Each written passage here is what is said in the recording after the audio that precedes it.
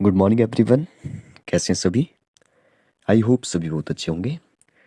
तो चलिए आज एक क्वेश्चन लेते हैं यहाँ पे, जो कि मैंने बहुत से जैसे कि एंट्रेंस एग्ज़ाम मैंने अभी देखा नवोदय का, और सैनिक स्कूल में भी इस टाइप के क्वेश्चन जो वो पूछे जाते हैं।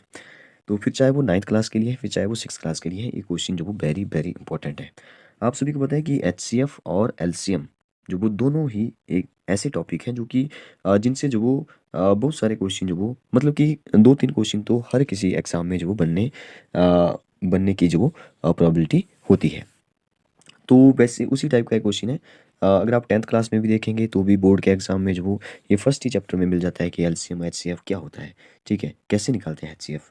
तो एचसीएफ निकालने के ना कई सारे मेथड हैं, जैसे 5-6 मेथड तो मैं अभी आपको बता सकता हूँ 2-3 मिनट में ही। तो इसको बाद में देखते हैं, पहले इस क्वेश्चन को देखते हैं। एचसीएफ ऑफ द 2 नंबर, तो ये बोल रहा है कि 2 नंबर का एचसीएफ जो वो किसके बराबर होता है? क्या प्रोडक्ट ऑफ नंबर और प्लस देयर एलसीएम के बराबर होता है? नेक्स्ट ऑप्शन है product of number minus their LCM के बराबर होता है, या product of number multiply their LCM, या last product of number and divided by their LCM के बराबर। तो आप बोलेंगे ये तो क्वेश्चन हमने पढ़ा नहीं है, जिसने अच्छे से पढ़ा है उसको पता होगा। देखिए, जब भी हम एलसीएम और एचसीएफ दोनों में जो वो रिलेशनशिप निकालते हैं, जैसे मैं बोलूँ कि मेरे पास 2 नंबर है, एक 12 है, एक जो मेरे पास मान लेते हैं 4 है, ठीक है? 12 और 4। अब अगर मैं बोलूँ कि 12 और 4 में जो वो आपका एचसीएफ क्या है? एचसीएफ आपको यहाँ पे दिखाई दे रहा है। एचसीएफ का मतलब है 12 और 4 में सबसे बड़ा फैक्टर कौन सा है जो इन दोनों को डिवाइड कर जाए? तो 4 ही ऐसा है, क्योंकि 4 4 को भी करेगा, 4 12 को भी करेगा, ठीक है? क्योंकि आपको एक रूल जो वो आपने पढ़ा होगा कि जब एक नंबर दूसरे का फैक्टर हो या एक जो वो दूसरे का मल्टीपल हो, एक ही बात है। तो इस केस में क्या होता है कि जो छोटा नंबर ही एचसीएफ होता है, और एलसीएम इस केस में जो वो बड़ा नंबर ही एलसीएम होता है, क्योंकि 12 वन जा 12, 12 के टेबल में 12 आ रहा है तो 4 के टेबल में भी 12 आता है। तो लीस्ट कौन सा हुआ? क्योंकि 12 के मल्टीपल में सबसे छोटा तो 12 होगा, जो कि 4 के टेबल में भी आता है, ठीक है? तो लीस्ट जो वो 12 ही हुआ।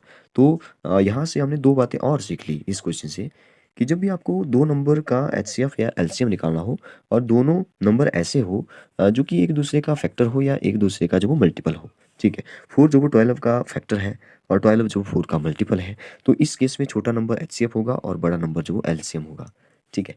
तो यहाँ से ना आप फिर एक रिलेशनशिप बना लो कि एचसीएफ और एलसीएम के बीच में क्या रिलेशन होता है, ठीक है? तो यहाँ पर आप एक बात जो वो देखिए कि अगर मैं प्रोडक्ट ऑफ 2 नंबर करूँ, मतलब कि 2 नंबर थे हमारे पास 12 एंड 4, 12 एंड 4, इन दोनों का प्रोडक्ट करूँ तो कितना आ रहा है देखिए, 12 4 जा कितना होता है? 48 होता है, ठीक है?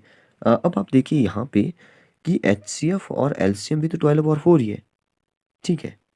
आई होप आप समझ रहे होंगे कि 12 और 4 एचसीएफ एलसीएम है। तो क्या ये मैं लिख सकता हूँ कि product of 2 number equal to their LCM multiply with their HCF, ठीक है? तो मेरा ओवरऑल जो लास्ट में जो रिलेशन बना, वो बना प्रोडक्ट ऑफ 2 नंबर। अच्छा, 2 नंबर मैं मान लेता हूँ, ए और बी जो वो 2 नंबर है। तो प्रोडक्ट ऑफ 2 नंबर और their LCM multiply with their HCF. तो ये जो वो हमारा एक रिलेशन है, जो कि पूछा जाता है हर किसी एग्जाम में, चाहे वो कोई भी एग्जाम हो, चाहे वो कॉम्पिटिटिव एग्जाम हो जिसमें मैथ्स आता है। एलसीएम एचसीएफ तो मुझे लगता है जिसमें मैथ्स आता है तो ये टॉपिक तो रहते ही है, एलसीएम एचसीएफ। तो ये जो एक बेसिक सा एक वेरी वेरी इंपॉर्टेंट जो वो एक रिलेशनशिप है एलसीएम और एचसीएफ का। तो यहाँ से देखिए अब इसने क्या पूछा, इसने पूछा एचसीएफ ऑफ 2 नंबर, तो इसने ए पूछ लिया यहाँ पे, इसने ए वाली साइड पूछ ली, राइट हैंड साइड में जो वो एक पूछ लिया एचसीएफ। तो आपको पता है अब जो बीच में इक्वल टू है, एक इक्वेशन की तरह है, ठीक है? तो आप क्या करिए, एचसीएफ निकालने के लिए ना एलसीएम दूसरी साइड चला जाएगा। अब दूसरी साइड जाएगा तो ये यहाँ पे मल्टीप्लाई हो रहा था, दूसरी साइड जाके डिवाइड हो जाएगा।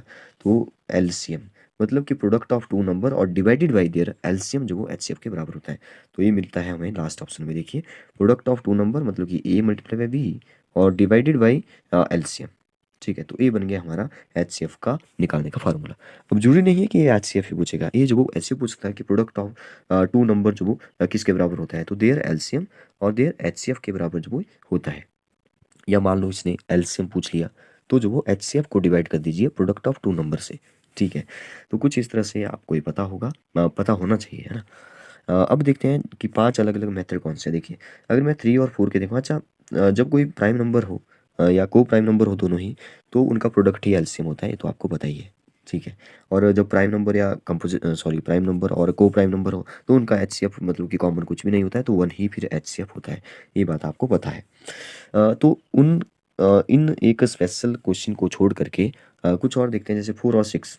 अब 4 और 6 में ना एक तो मेथड है कि आप बाई लिस्टिंग कर लो, ठीक है, एचसीएफ बता रहा हूँ मैं।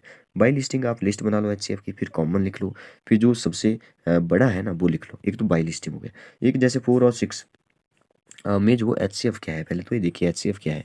देखिए 4 तो नहीं हो सकता, तो 3 तो 4 से नहीं जाता, तो 2 ही हमारा एचसीएफ है यहाँ पे। एक बात है कि एक मेथड है, मैं बड़ा अच्छा लगता है वो मुझे मेथड, और बहुत सारे बड़े बड़े एग्जाम में जो वो वाला ट्रिक जो वो यूज़ किया जा सकता है ऑप्शन को हटाने के लिए, एलिमिनेट करने के लिए।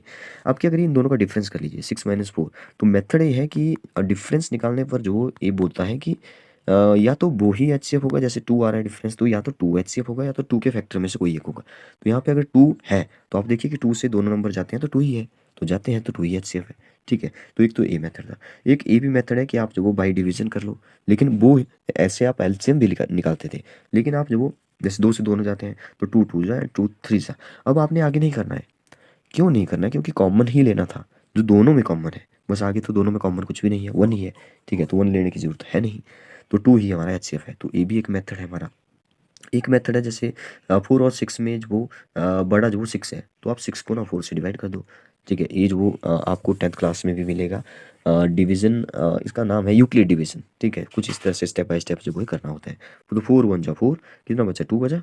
और अब क्या करना होता है, ई यहाँ पे, और ये जो डिवाइजर था इसको यहाँ पे डिवाइड करना होता है, ठीक है। फिर 2 2 जा 4, फिर रिमाइंडर 0 आ गया। अब जिस स्टेप में ना रिमाइंडर 0 आया, जैसे स्टेप में ना रिमाइंडर 0 आ गया, तो आपने चेक करना होता है जो भी डिवाइजर था, तो 2 डिवाइजर था वही एचसीएफ होता है। एक ये भी हमारा मेथड है। तो ऐसे जो वो कई सारे मेथड और भी हैं, जैसे एक मेथड प्राइम फैक्टर निकाल के भी है, 4 का निकालो, 6 का निकालो, फिर जो वो कॉमन देख लो, फिर जो वो 2 ही कॉमन आएगा, ठीक है। तो एक ये भी मेथड है। वैसे एलसीएम के भी 3 4 मेथड है।